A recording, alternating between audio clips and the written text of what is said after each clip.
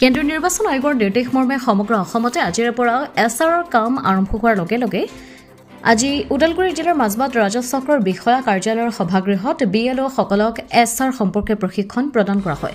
প্ৰশিক্ষণত উপস্থিত থাকি ওদালগুৰি জিলাৰ আয়ুক্ত পুলক পাটগিৰিয়ে বিএলঅসকলে ঘৰে ঘৰে গৈ প্ৰতিটো ভোটাৰৰ সবিশেষ পুংখানুপুংখভাৱে পৰীক্ষা কৰি এছআৰ অনুযায়ী পুনৰীক্ষণ কৰাৰ পিছত কেনেকৈ ভোটাৰ কৰ্তন আৰু অন্তৰ্ভুক্ত কৰা যাব এই লৈ প্ৰশিক্ষণ প্ৰদান কৰে। প্ৰশিক্ষণ শিবিৰটোত মাজবাট ৰাজচক্ৰ বিষয়া সুজাতা গোস্বামীৰ লগতে ৪৭ নং মাজবাট বিধানসভা সমষ্টিৰ অন্তৰ্গত প্ৰায় ২০০ৰো অধিক বিএলঅসকল উপস্থিত থাকে।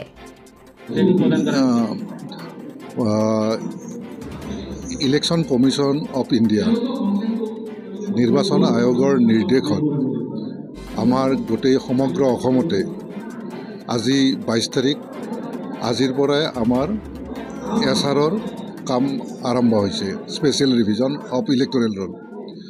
আৰু এই গোটেই কামখিনি আমি পুংখানুপুংখ ভালকৈ শুদ্ধকৈ কৰাৰ ক্ষেত্ৰত আমি এটা ট্ৰেইনিঙৰ ব্যৱস্থা কৰিছোঁ গোটেই বিএলঅ'বিলাকক।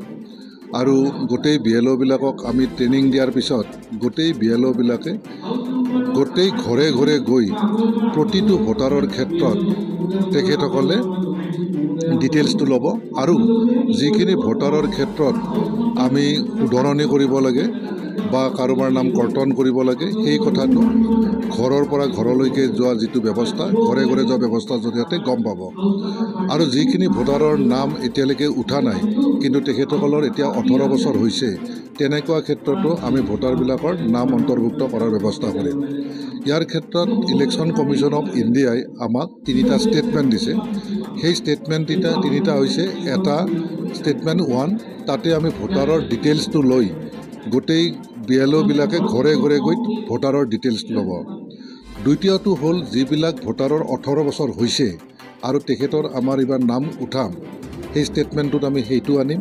আৰু ৩ নম্বৰ আমাৰ ষ্টেটমেণ্ট এটা আছে, নেক্সট ১ বছৰত যিবিলাক ভোটাৰৰ, যেনে এপ্ৰিলৰ ১ তাৰিখে যদি কোনোবাৰ ১৮ বছৰ হয় বা জুলাইৰ ১ তাৰিখে ১৮ বছৰ হয়, অক্টোবৰৰ ১ তাৰিখে ১৮ বছৰ হয় বা ২৭ জানুৱাৰীৰ ১ তাৰিখে ১৮ বছৰ, সেইখিনিও আমি ল'ম।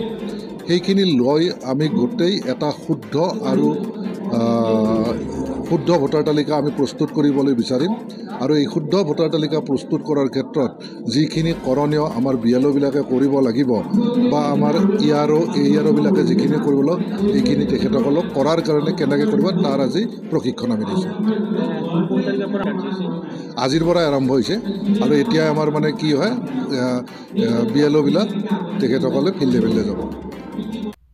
মাজবাটৰ পৰা অমৃত নিউজ 24/7। অমৃত প্ৰবাহ, অসমীয়া সাপ্তাহিক কাকতৰ ডিজিটেল সংস্কৰণ অমৃত নিউজ, সত্যৰ সন্ধানত অমৃত নিউজ।